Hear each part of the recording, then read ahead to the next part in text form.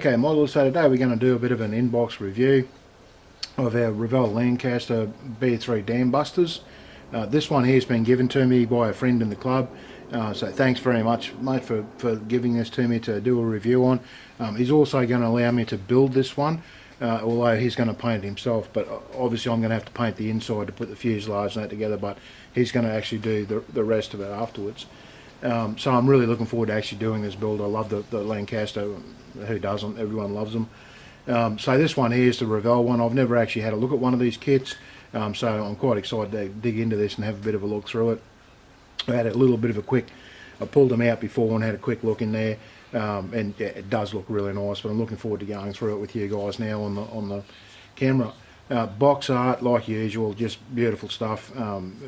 Like this thing in flight going over the damn wall, and obviously it would have dropped its bouncing bomb back here. You can see the walls exploded behind it. Really nice stuff. Some of the box art these days is just sensational. I'm just loving some of the box art that we're getting coming out these days. The rest of the box we've got down on here. We've got a few pictures of one that's been built up, obviously, and painted up and looks very nice. I've got a few Lancasters in the stash, but this one here I haven't got. So a bit of information there on the kit itself, a bit of information on the actual aircraft itself. This one here is in 72nd scale. Anyone's built Lancasters and knows much about them, even in 72nd scale, it's a fairly big bird. So anyway guys, we'll open the box up. Now the guy who owns this has already had it opened and done his little routine, which most of us do have. We've got a routine when we get new kits. Some of us leave them sealed, some of them open them up. This guy's a bit like me. He puts certain things in plastic bags to keep them protected, which is a good idea. He takes the fuselage halves off the sprues so they don't get buckled and bent and distorted or whatever. Decals and clear parts are in a separate plastic bag to take care of them. So anyway, we'll go through our instructions first. I think I might have a quick look at those. I think he's got his decals in here actually. Yeah, they are in there. So on the front page here, like normal, we've got a bit of information on the Lancaster itself, like the whole story there about the bomb and all that sort of stuff, the Dambuster versions, like all your different languages like usual. Here's some of our like little shortcuts, our little icons, and telling you what those icons mean as you go through. Here's our decals. Very nice sheet of decals. I can see, well, actually I can feel a little bit of a lip on them. Revell, like, are not known for the best decals in the world, but they're not the worst either. We've got our dash and everything there as well, all our instruments and stuff. It's going to be interesting to see how my mate goes putting those on there. See if we can get them to settle down nicely, but they're all there for the different markings. And then we've got our colour call-outs on this page, and then we've got our sprues on this one here with all the different parts on the sprues. And then we get straight into the interior, doing the cockpit. Now, like I say, I see on the decal sheet there's actually the instrument panel. When we go through the parts, we'll see if the instrument panel is built up whether you actually have to use the decals or whether you can actually paint it up yourself. But looking at those, it's some nice little bits of detail in there. Like, it's not too plain. It's obviously not like a 48 scale or anything like that where it's overly complex, but it looks like our seat belts are moulded into the plastic there as well, which is nice. It's really nice to see that they've got seat belts included in these things. Not that when you're looking in through the canopy of this aircraft you see much, because there's so much framework and that you don't see a lot inside, but it is nice to have that detail in there.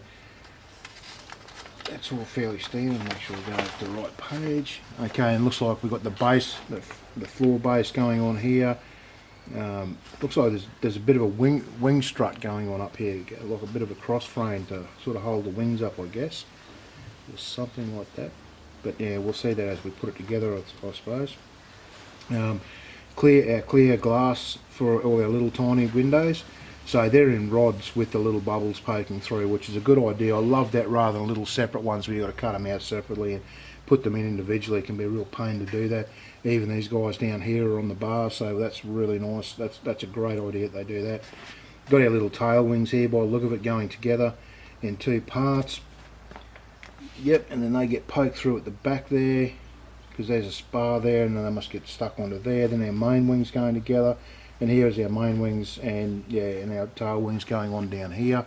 And like I say, there's that little spar at the back, and there's that big one at the front that actually props your wings up and gives them a guide to go to. And this is something that's really nice, guys. It looks like we've got our engine, so we might be able to have an open cowling. I'll ask my mate that lent me this kit whether he wants those open or shut, but regardless, I will paint one up and show you one all nice and painted up. If he wants it covered up, that's fine, we can cover it up, but I'll just show you how to paint the engines and stuff like that.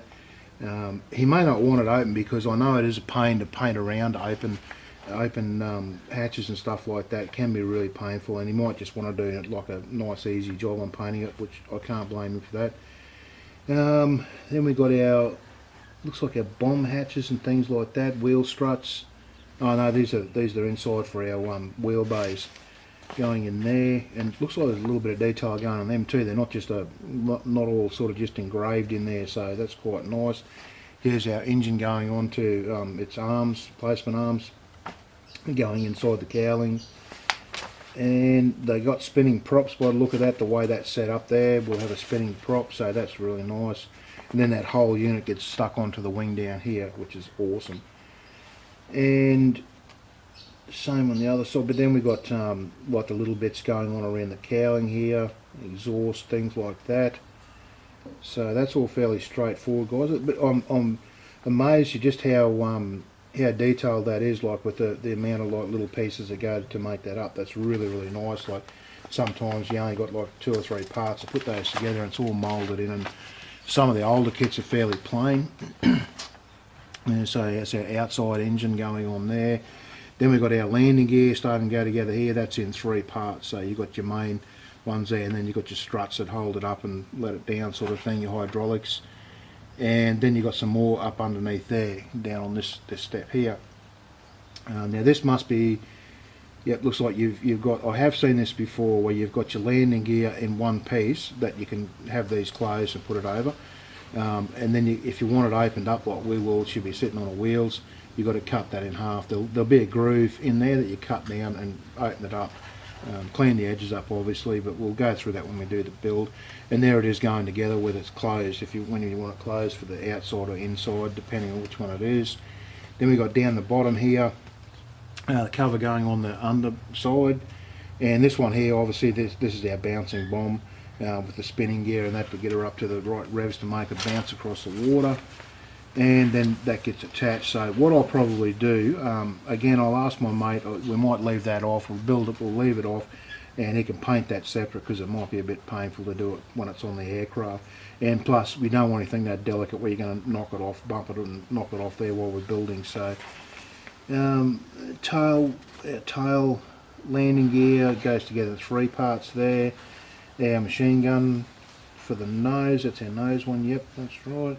Then we've got our cockpit canopy going over there. I just want to slip back, I'll just have to have a look at, oh yeah, that's good, because I was worried about some of these kits with the bombers, when you actually put the fuselage together, these gun turrets at the back are actually, they've got to be put in at that stage, and it's really painful because you've got to mask them, and because you can't mask them when they're on there.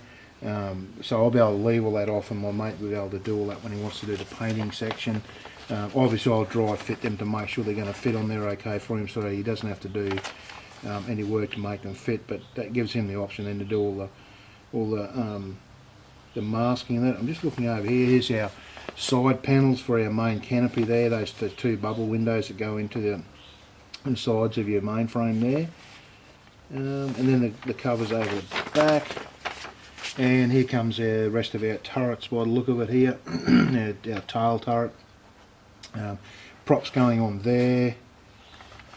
And yeah, because this is the Dambusters one, you don't have that turret sticking out at the tail there. That's all going to be covered in, so that's fine. But it looks like a fairly straightforward build, guys. It looks very nice. We've even got our arms there for moving our flaps and so on. We've got our clear parts going in there. It shows you where to put your antenna wire across from the tail. And then we've got our painting over here, our painting instructions and decal call-outs. And we've got one, yeah, we've only got the one colour call-out. That's just for our Dambuster unit. So, but that's ample. That's all you need, guys. Just the one version. But yeah, very nice. Looking at that, I'm really excited to get into this and build it now. So we'll start going through the parts and having a look. Okay, looking at the recessed panel lines. Then I don't think they're overdone. They're not really fine ones like the brand new molds that you get. But they're not overdone either. They're actually quite nice. I think they're suitable for this scale. For 72nd scale, they'll be fine on an aircraft this big. And plus, once you paint this too, they'll fill in a little bit, so it won't be too bad at all. But all the panels are there, everything's there. It's going to be quite nice because there's plenty of little panels and hatches and stuff, that access panels. So it'll really show this up when we do our pin washes and so on. Our cowlings, again, really nicely done. Some beautiful rivet detail over those.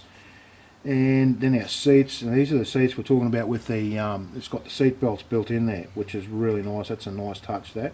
And there's our gauges, and you can actually paint those separate or use the decals by the look at it, or your decals. I would probably paint those separate, to be honest. I don't really like using decals for doing instrument panels. I'd rather paint them by hand. They just look a little, I don't know, putting decals over them and then clear coating that, they just look like a decal stuck on there. So I'd rather paint them separate, but we'll see how we go when we do the build. But that looks quite nice. This one here, it's just the other sides of our wings, and that's our spar for the tail wings that go on there. Here's our pulleys and that and our holding for our bomb. And here's the tails again, some beautiful detail on those. Looking at the rivets inside those hatches, really nice. And even these little guys down here, they've got some really nice little bits of rivet detail going on there. That's really nice how they've done that. Because I have seen some that don't have the rivets inside those, like the shape's there, but there's no rivet detail in it. So it's nice that that's all added in there. Very nice, actually. There's no flashing or anything that I can see. I mean, obviously there's going to be seam lines up the middles of things that you've got to be cleaned up, but that's, even a Tamiya kit will have that. That's just part and parcel of the moulding process. But I don't see any flashing or anything. I'm looking at the exhaust here. Normally, with the older kits especially, you used to get flashing hanging off those guys. I can't even see a seam up the middle of that, to be honest. They're really nicely moulded. There probably will be a seam there, but when I get my magnifying glass on, I'll see it. Here's our little vents that go on the side of the cowlings, and here's our tyres. I thought it was a flat spot, but it's not. There is a little bit of flash on those, but obviously they go together, and then you'll sand that off. That's not a problem if they're just on there. A little bit of flashing on the side of our bomb here, which is not too bad. It's just a little prickle of it there. But it's strange if I see flash on. They're the only parts I can see flash on. Everything else is really nice and clean. And I'm just looking in here. We have got our radiator grills buried down inside there that I can see. So when it's painted, you'll be able to see the grills in there. Very nice. This one here, again, it's the same sprue but the opposite side, and it's exactly the same. There's a little bit of flash there, a little bit of flash on this guy, but other than that, very nice. Everything else is really nice. Again, we've got our nice rivet detail going around these as well. Yep, very nice. And looking at the exhaust, they're really nicely done there. They've got the twin exhausts coming out of each side. Looking at our props here, so just be aware, guys, the props are different. Like you've got your rounded ends and your sharp ends on these props, so don't get them wrong. When you go through the instructions, make sure you follow your number call-outs when you put them on. Here's our framework here. Again, there's no flash on that. That's really nice.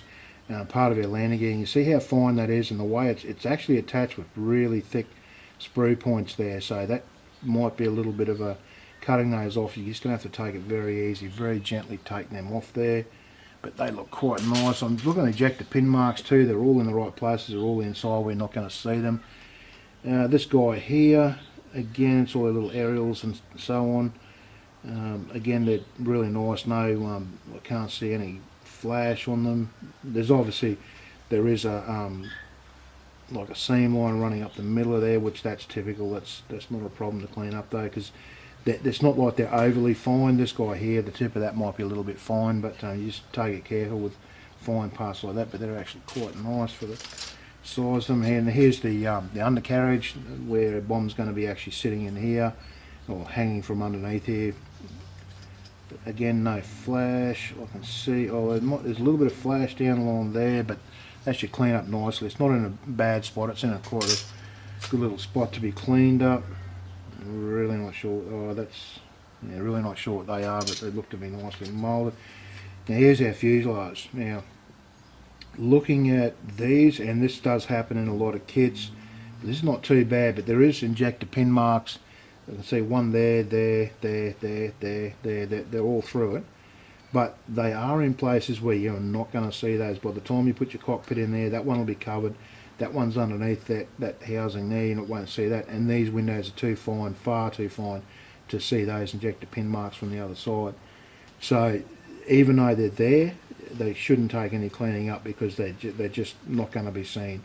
But all our ribbing's in there. We've got our little radio units and different things with their dials on them. Very, very nice. That's all in there. So it's going to come up quite nice. And it's a real shame with these beautiful aircraft like this that you do all this work inside and it's beautiful, but then it gets covered up when you put the fuselage together. So it's injector pin marks, like I was saying.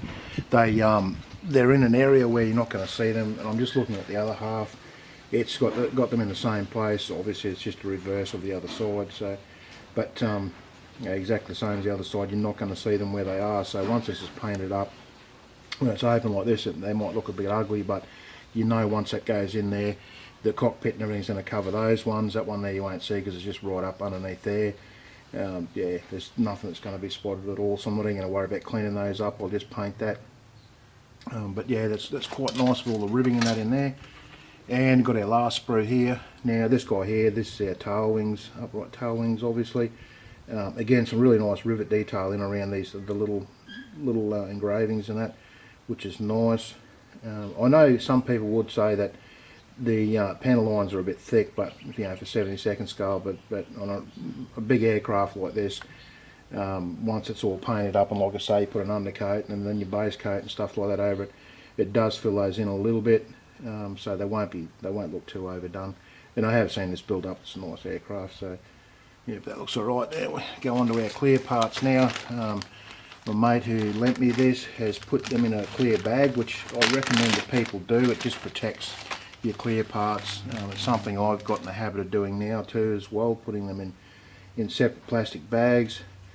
Just looking at these, they don't look too bad. I can see little bits of flashing on some of them. It's not overly bad. One thing I can see, there's a bit of distortion, like it's sort of like an orange peel effect over the back of this one here across there, and these ones here are fairly bad. You can really see it's really like orange peel effect on there. And the trouble is, I think it's on the outside, but yeah, it is on the outside. So if you try and clean that up, you're going to actually lose your framework. So that's going to be a bit of a, what I might do, I'll dip those in future. And what that'll do, hopefully that'll take that orange peel effect out. Well, I'm hoping it will. Well, it will to a certain degree. This one's got a mark that runs right through there, almost looks like a scratch. Well, I don't think it's a scratch, it's just part of the moulding. I don't know, maybe it had a dirty mould or something, but it's only on there and there that I can see. The rest of it's not too bad. I actually, down around the bottom of that one, I can see a little bit of distortion. Like it's not, they're definitely not the clearest bits of plastic I've ever seen, but yeah, I'll probably have to dip them in future. I'll see how they go once they're dipped, and I'll look at maybe if that doesn't come up, and what options we've got to replace them with a. I'll look on the internet and see if anyone else has had this problem with the mouldings. If they haven't, it's obviously just this sprue here, and we might be able to get it replaced. Or I don't know if there's vac form sets or something like that, some sort of replacement sets we can get, but. We'll have a look at that as we do the build, guys. Yeah, I don't want to give it to my mate with the distorted canopies on it. I'm sure he'd want to replace them too if he was doing the build. But anyway, guys, we'll see that when we get to doing the actual build, what we're going to do with that problem. Actually, looking at it even from a bit of a distance here now, it is a problem. It's not pretty. It's a damn shame, but because everything else looks fairly nice. But anyway, guys. We'll leave it there. That's everything that's in the box. Like I say, I'm really looking forward to doing this build, and thank you so much to my mate for allowing me to build this kit for him. It's something I just love putting kits together. But don't get me wrong, I love doing the painting too, but putting them together is just lots of fun. Like I find the challenge rewarding and stuff like that. Okay, modelers, so the point I'm up to now, I've got the interior pretty much done. I've just got to go along and touch up. You can see where I put the glass in there. You can get our camera to focus for us as usual. Okay, you can see where I put the glass in there, where the glue's actually distorted the colour underneath, which I knew that was going to happen. I wanted to use the plastic cement in there because when my mate goes to mask up the windows from the outside, if I use wood glue or craft glue or whatever to keep it clear, what'll happen is when he pushes on those to sort of push the masking material down, he could actually pop them out, and then you have to split the fuselage to get them back in. So I wanted to make sure they were pretty well stuck in there. You have to be careful doing it with the plastic cement, obviously, because you don't want to go over the clear parts where the actual windows are. So just sort of put little bits in there, press it down, and it's come up all right. But you can see where it's distorted the paint underneath there in the gaps. I'll just go over and hand brush over that. Once the fuselage is together, honestly, you're not going to see that anyway. Even if you didn't paint over that, you're not going to see it because the windows are so small and it's so dark in there. Once the other side of the fuselage is on there, you won't see it. The cockpit up here came up quite nice. I've got an AK British World War II cockpit set, which comes with that appley green looking colour that they use, that real pale green. When I first sprayed it on, I thought that doesn't look right, but looking at colours and stuff like that, it's close to what they use. I'm just used to the chromite green that the Americans used, and it was a bit of a shock when I sprayed that on. I know I've used colours close to this before, but it's been a while, so once I sprayed that on, I got a bit of a fright. But don't panic, it is actually supposed to be the right colour. I've been around, picked out the detail. I've done a bit of a wash. The set came with a wash. It's a dark green sort of wash, and when you first put it on, it looks fairly bright, but when it dries, it comes up a real dark sort of green, almost a blacky green colour, and it's come up quite nice. And I just brushed the excess off. The dash, hopefully you can see that down in there. I hand picked that out, put in the red and the white wherever they needed to go. The same with the radio systems, all that sort of thing was all done, like picked it all out by hand. But it's come up quite nice. But again, the radio room, navigator and stuff like that, you just don't see that. Even though there's a window, and you see the windows here, when the fuselage is together, you just don't see it. I'll try and get this up a little bit closer so hopefully you can get a bit of a look at what we've got in there. The paint on that front one hasn't dried yet. It's actually a matte finish, so when it dries it'll actually be matte, it won't be shiny like that. So the only part you can really see into is into your cockpit here, and maybe a little bit through the nose where the machine gun's not going to go, but the rest of it you're not going to see any of that in there, which is unfortunate because it's for a kid of this age, and that it's got some nice little bits of detail in there, which is pretty good. But anyway guys, what I'm going to do now, I'll keep getting on with this. I'll put fuselage together. I'll start doing the wings already together off the side, drying there. I'm going to sand the seams back on those, and then we'll start doing a bit more detail work. Okay modelers, so the point we're up to now, as you can see, I've got the wings and the tail wings on the old girl, and there is a small gap, like a little bit of a fit issue with the wings, both front and back. It's not major, as you can see, it's just a little bit of seam of fill I got in there. All I've done to do the fill is I've got some Mr. Surfacer, this guy here, put over where the gaps are. Then I used some Q-tips, or earbuds as we call them here in Australia, and dipped in the Mr. Thinner stuff. This is just like, normally I wouldn't use the levelling thinner, I'd use the other one, but this is all I've got at the moment. So I dipped the earbuds in that and just rub backwards and forwards, and it sort of dissolves that down, and it just leaves that little slim slither of filler in there. So it does a nice job, and I'll go over with a bit of fine sandpaper too and just clean those right up, those joins. But honestly, there's really no big fit issues on it so far. Everything's really slipped into place nicely. The same underneath, there's a couple of little tiny gaps there. The seam up the middle that you can see, that's my own doing. I always want to make sure that's nice and clear, that main seam up the middle. But yeah, I'll keep getting on with that. And the other part I've finished off now is the engine bay here. This one here, I've cut the cowling out so you can see the engine. That's actually stuck in there with white glue at the moment. I just want to make sure there's no fits with that. I'll take that out, paint it up. I've got the cowling aside there, so my mate can actually put that back on there and cover that up if he wants to, or take it off and show the engine off. And the other engine I've still got out, which is this guy here. That one there is actually going to be covered up, so you don't have to worry about cleaning these up too much if you're going to have them covered, obviously, because all you'll see is the exhaust sticking out the vents. And I'll just show you, that's the cowling that I cut off. My mate will just have to clean that up to make sure that sticks in there alright. But anyway guys, I'll keep getting on with this and I'll turn the video back on at the next step. Okay modeler, so I've sort of got to the point now where I finished up all I can pretty much do. I'm going to leave it at this stage so that my mate can put on all the clear canopies. He can paint the engine. If he doesn't want the engine showing, he can cover that up. I've got the cowling in a plastic bag there. He can cover that up if he doesn't want to paint that. Everything I can paint I've sort of painted. I've left all the glass parts because they're separate painting in those and you'll have to mask them after you've done it. So this is pretty much all I can do. And I didn't want to put any of the fine detail on because I don't want to have it so that, like, I know when I build a plane I don't want to have fine detail hanging off it everywhere when I'm trying to handle it and paint the whole aircraft, especially something of this size. And it's a little bit awkward to sort of handle without breaking parts off it if there's little delicate parts hanging off it everywhere. So this is about as far as I can go with it, and I've got to say it's a pretty good kit. I'm very, very happy with the build. It's gone together really, really nicely. There has been, well, as you can see, the seam lines around here that I've had to fill in with the engine cowlings attached to the wing.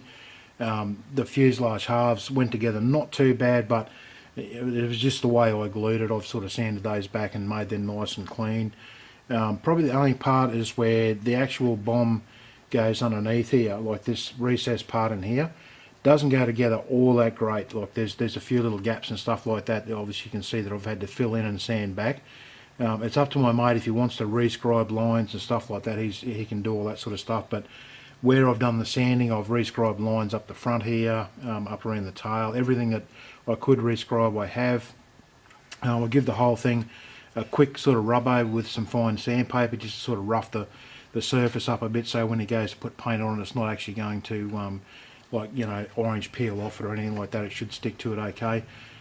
Personally, if it was me that was going to paint it, I'd give it a little bit more of a rub back. I'd put an undercoat and then do the base colours. But I'm happy with the result so far. I'm really, really happy with the way this thing's turned out. Like I say, it's quite a nice model. And I'm just looking at the camera, guys. I'm hoping this, oh, it is focused. Just forgive me if this thing goes out of focus sometimes. Looking at the screen I'm looking at, I can't see if it's focused or not. But like I say, quite a nice build, guys. I definitely recommend it as a kit. I want to build the, I've got up there on the shelf, as you've seen, I've done a review on it, the Hasegawa kit, which is the same size, the 72nd scale, and it's going to be good to build that compared to this now that I'm going to be able to build both and see which one I sort of prefer as a kit. That one's obviously not the Dambuster, that one's just a Lancaster bomber. This one here's the Dambuster, hence the underneath here. And you can see I've left the bomb off it. That just makes it easier for my mate to paint, and he can paint the bomb separate and all that sort of thing. Well, I'm pretty sure the bomb's actually all black anyway, but I'd have to go back through and check that, but I'm pretty sure the bomb's black as well. But yeah, like I say, guys, everything went together okay. The engines all went together fairly nicely.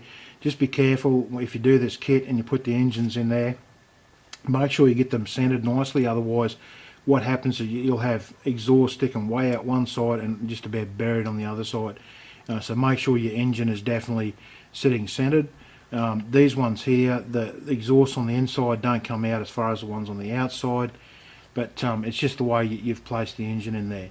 And this one here, once the cowling goes on, it will actually even that up. So, but anyway, guys, that's about all I can do as a review on this kit. I definitely recommend, if you're going to do a Dambuster, this is quite a nice little kit to put together. I've had no real issues with it. Everything's worked out okay. I'm just trying to look inside through the windows, all the glass that I'm looking in there. Like I was saying, you don't see much through it. All the radio equipment and that we put in there, can't see any of it. But that's fine. Hopefully the canopy here, I've done a bit of work in there, so that should show up okay once we put the canopy that goes over here where the driver sits, where the pilot sits, is going to be a little bit more clear. You'll be able to see a bit more down in there. Anyway, guys, that's about it for this video. Hope you enjoyed this review. Like always, guys, if you haven't subbed, make sure you sub down below there. Leave any comments. I love reading you guys' comments. I've got my Patreon links down there. I'll have links to where you can buy this kit, all that sort of thing. They'll all be down. My Facebook thing, they'll all be down below there. There's a whole heap of links down there for you guys to have a look at. But like always, guys, thanks very much for watching, and I'll see you in the next video.